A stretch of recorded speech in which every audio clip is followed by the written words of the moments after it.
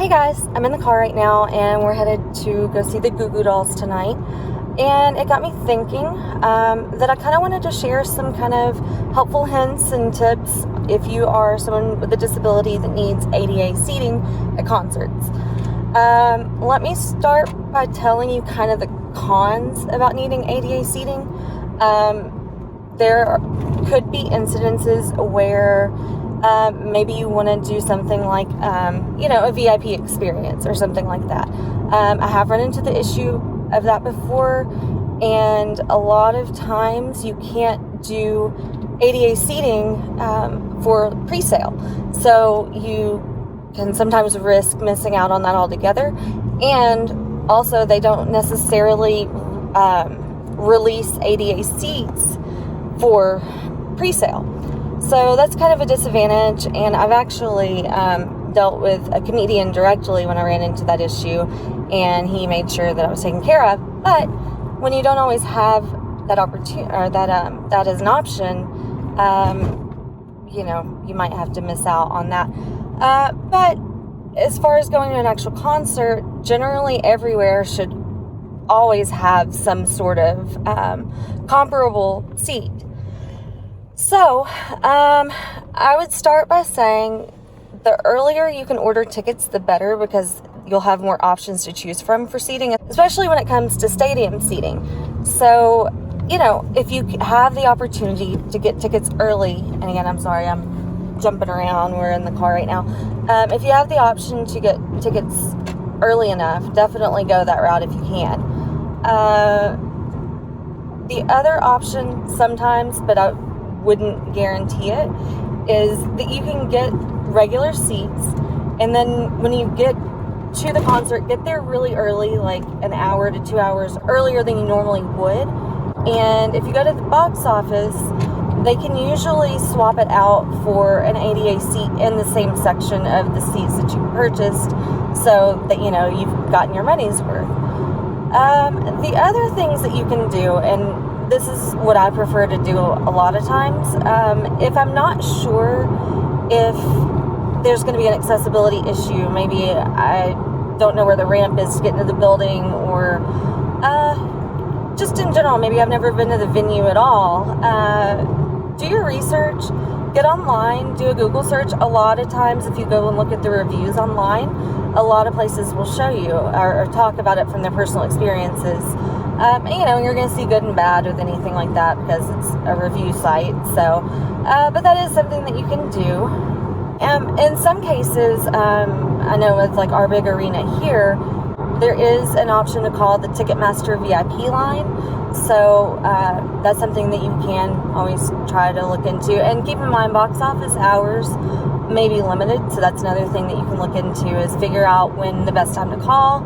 I would say the sooner that you can do it, the better. It really depends on the venue.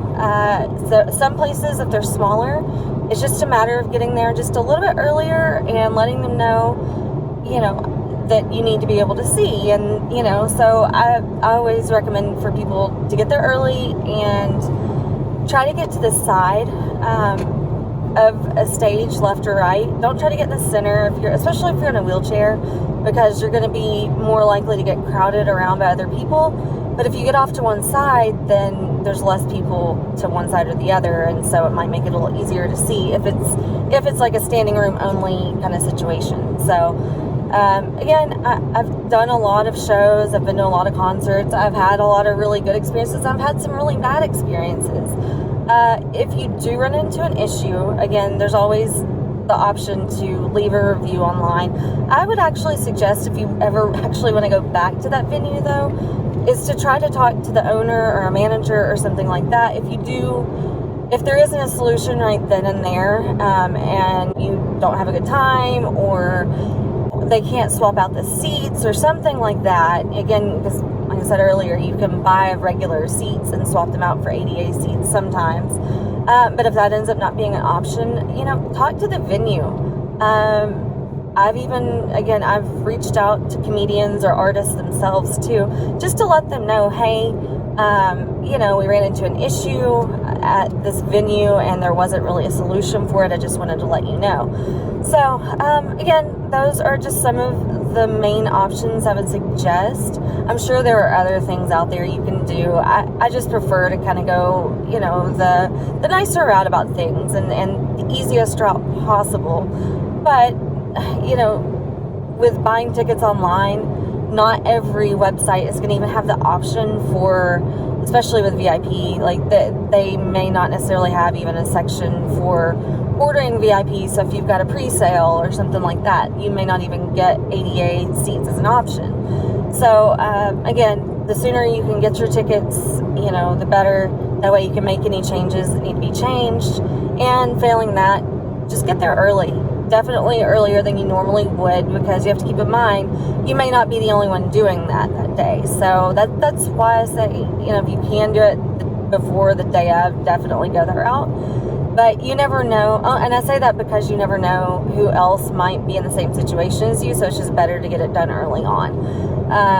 But at the same time, I've never really run into an issue to where they couldn't swap out tickets for 8 seats. But don't always guarantee. That's not always a guarantee. They don't have to do that. If it's a sold out show and there's not an availability, then, you know, you might be out of luck, and then you have to deal with either trying to get a refund or something like that, which we've done that before too. So you can always try to get a refund, or, you know, maybe exchange it out for, you know, a later date or something like that. A couple other things before I forget. You want to make sure that you go to the bathroom before you go, just because if it's a smaller venue, sometimes those bathrooms don't really work. Or if it's an outside festival, then you have the porta potties, and that's a whole other issue in itself.